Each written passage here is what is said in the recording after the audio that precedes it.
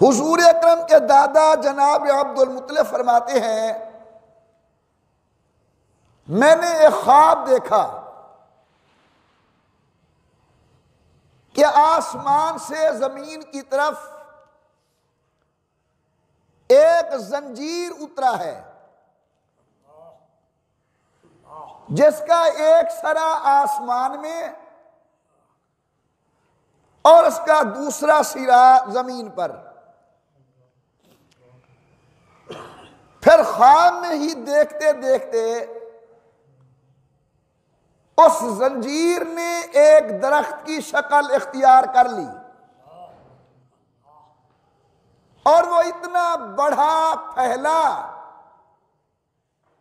کہ اس کی شاخیں مشرق میں، مغرب میں، شمال میں، جنوب میں ہر طرف پہنچ گئی. صبح میں بیدار ہوا، خوابوں کی تعبیر ماہر لوگوں کے ہاں میں گیا، میں نے سنایا کہ میں نے ایسے خواب دیکھا ہے، اس خواب کی کوئی تعبیر؟ تو انہوں نے کہا عبد المطلب آپ کو مبارک ہو، اللہ آپ کی نسل اور نسب سے ایک ایسا عظمت والا بچہ پیدا فرمائیں گے جن کی عظمت کے چرچے مشرق و مغرب میں ہوں گے، جن کے مقام و مرتبے کا ذکر خیر شمال اور جنوب میں ہوگا، جن کی عظمت زمین پہ بیان کی جائے گی اور جن کا ذکر خیر اللہ کے آسمانوں کے اندر ہوگا.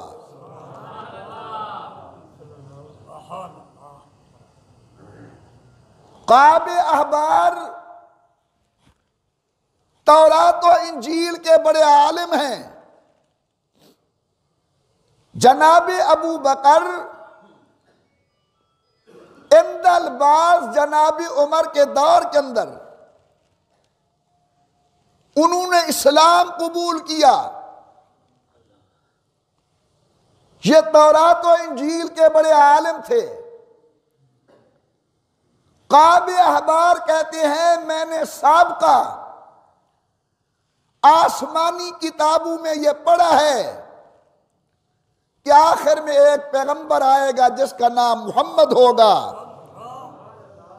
مولدہ مکہ،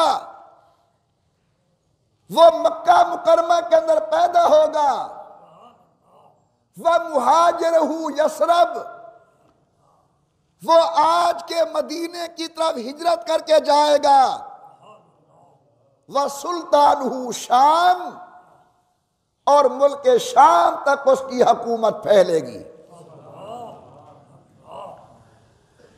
واجب الاحترام بزرگوں، قرآن کریم اس مضمون کی تائید فرماتا ہے کہ تورات و انجیل کے اندر حضور اکرم کے تذکرے رسول اللہ کی عظمت و شان کو بیان کیا گیا تھا.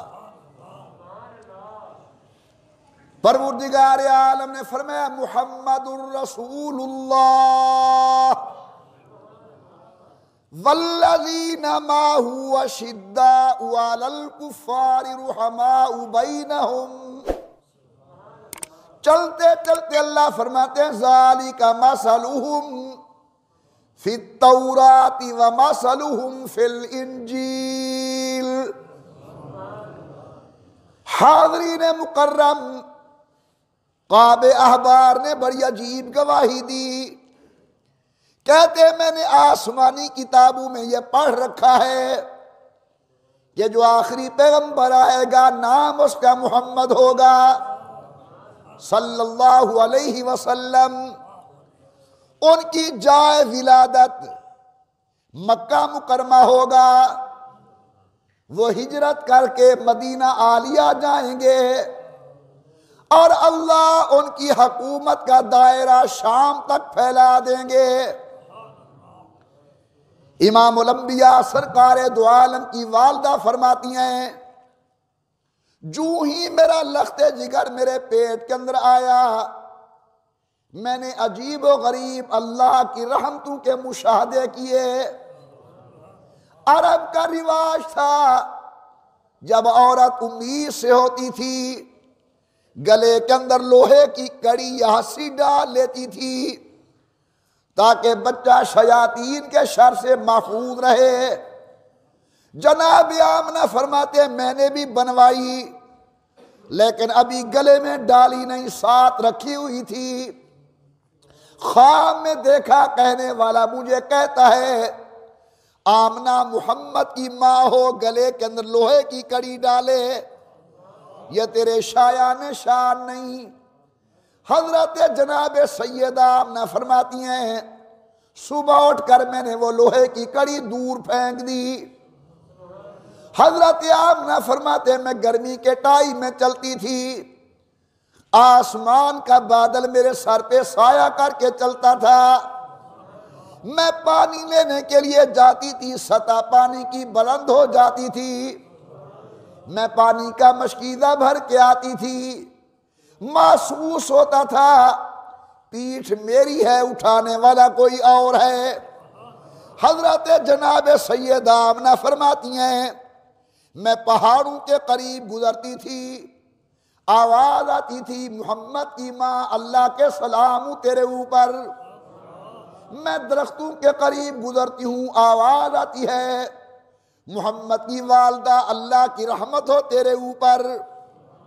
حضرت سیدہ بی بی آمنہ فرماتی ہیں میں بکریاں چرایا کرتی تھی لیکن جب سے میرا بیٹا میرے پیٹ میں آیا میں نے عجیب و غریب انقلاب دیکھا، بکریاں میرے آگے نہیں چلتی تھی، بکریاں میرے پیچھے چلا کرتی تھی۔ حضرت جناب بی بی آمنہ فرماتی ہیں جب سے بیٹا میرے پیٹ میں آیا میں نے اپنی آنکھوں سے دیکھا جنگل کے بھیڑیے میرے ریوڑ کی رکھوالی کیا کرتے تھے۔ سبحان اللہ سبحان اللہ، یہاں تک کہ وہ رات آئی جس رات امام الانبیاء سرکار دو عالم کی ولادت ہوئی، ربیع الاول کا مہینہ تھا، ولادت تو سحری کے ٹائم ہوئی لیکن برکات سورج کے غروب ہونے سے ہی شروع ہو گئے تھے۔ حضرت جناب عثمان ابن ابی العاص ان کی والدہ حضرت سیدہ فاطمہ بنت عبداللہ فرماتی ہیں میں جناب آمنہ کے پاس تھی جب سید الکونین کی ولادت کا وقت آیا، میں نے دیکھا آسمان کے ستارے جھکتے ہیں آمنہ کی گھر کی طرف، مجھے یوں محسوس ہوتا تھا گویا ستارے میری گود کے اندر اترنے والے ہیں۔ سبحان اللہ سبحان اللہ۔ امام الانبیاء سرکار دو عالم صلی اللہ علیہ وسلم کی ولادت باسعادت ہوئی۔ حضور کے دادا جان جناب عبد المطلب فرماتی ہیں میں اس وقت کعبۃ اللہ کے اندر بیٹھا ہوا تھا، یعنی مطاف کعبہ حرم کعبہ کے اندر، میں نے دیکھا آسمان کے ستارے جھک رہے ہیں۔ آیا میں جناب آمنہ کے دروازے پر، دستک دی، جواب ملا ٹھہر جاؤ۔ کچھ دیر کے بعد اندر گیا، ہر طرف سے مبارکباد کی آواز، مبارک کو اللہ نے آپ کو پوتا دیا، مبارک کو اللہ نے عبداللہ کو بیٹا دیا، مبارک کو اللہ نے آمنہ کی جھولی کو آباد کیا۔ آپ فرماتے چلتے چلتے چلتے جب میں اپنی بیٹی کے قریب گیا، سیدہ آمنہ افسردہ تھی، میں نے کہا بیٹی خیریت تو ہے؟ بابا جی میں اپنے مقدر پر حیران ہوں، اللہ نے بیٹا ایسا دیا جس کے حسن کا مقابلہ 14ویں رات کا چاند نہیں کر سکتا، لیکن یتیم ہے۔ آج بابا اس کا عبداللہ موجود ہوتا، محبت سے پیار سے جھولی میں لیتا۔ حضرت عبد المطلب نے سہارا دینے کے لیے سر پہ ہاتھ رکھا اور فرمایا بیٹی فکر نہ کر، جو اللہ دینے والا ہے وہی اللہ حفاظت کرنے والا ہے، لیکن ذرا مجھے دکھاؤ وہ بیٹا ہے کہاں؟ محبت سے کہنے سبحان اللہ، اور ذرا اونچی آواز سے سبحان اللہ۔ حضرت آمنہ فرماتے ہیں وہ سامنے آرام فرما رہے ہیں، سفید چادر کے اندر سید الکونین سوئے ہوئے، سبحان اللہ، رحمت دو عالم آرام فرما رہے ہیں، اللہ کی دھرتی کے سنگار نیند کر رہے ہیں، عبداللہ کے لخت جگر آرام فرما رہے ہیں، آمنہ کے نور نظر سوئے ہوئے ہیں، خاتم الانبیاء آرام فرما رہے ہیں۔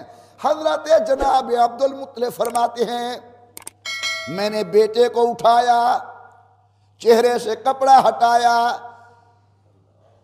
وہ تو چاند بادل میں چھپا تھا، ہمیں معلوم نہ تھا، حسن کی حد، جمال کی انتہا، میں نے چہرے سے کپڑا ہٹایا، جھولی کے اندر نو مولود مجھے دیکھ کے مسکرانے لگ گئے، ہنسنے لگ گئے، بس ان کا مسکرانا تھا، میں دل دے بیٹھا، میں نے کہا بیٹی خیال کرنا، نام رکھنے کے اندر جلدی نہیں کرنا، عورتوں کی عادت ہوتی ہے نام رکھنے میں جلدی کرتی ہیں، قبائل کے سردار آئیں گے، برادری کے بڑے آئیں گے، سب مل کے میرے بچے کا نام تجویز کریں گے۔ حضرت سیدہ آمنہ فرماتی ہیں چچا جان بڑے ہو آپ کی مرضی، لیکن میرا ذرا حال سنو، جب سے یہ بیٹا میرے پیٹ میں آیا میں پہاڑوں کے قریب گزرتی ہوں محمد کی آواز آتی ہے، میں درختوں کے قریب گزرتی ہوں محمد کی آواز آتی ہے، میں کنویں پہ جاتی ہوں محمد کی آواز آتی ہے۔ لفظ محمد سن کے حیران ہو کے کہنے لگا بیٹی یہ تو بڑا عجیب نام ہے، آج تک ایسا نام آیا نہیں دنیا کے اندر، ایسا نام سنا کسی نے نہیں۔ ہماری زبان میں کہتے ہیں نام، عربی میں کہتے ہیں اسم مسمو کا، تیرا نام کیا ہے؟ وہ عرب تھے، کہتے ہیں عجیب اسم ہے، بڑا اعلیٰ اسم ہے، بڑا نرالا اسم ہے، بڑا نیا اسم ہے، بڑا انوکھا اسم ہے۔ کوٹ ادو والو جب عبد المطلب حیران ہونے لگے، سیدہ آمنہ اپنے مقدر پہ ناز کر کے کہتی ہے چچا جان اگر اسم اعلیٰ ہے تو پھر میرے بیٹے کا جسم بھی تو اعلیٰ ہے۔ لوگوں قسم پیدا کرنے والے اللہ کی، پوری مخلوقات کے اندر محمد جیسا اسم بھی کوئی نہیں، اور پیغمبر کے جسم جیسا جسم بھی کوئی نہیں۔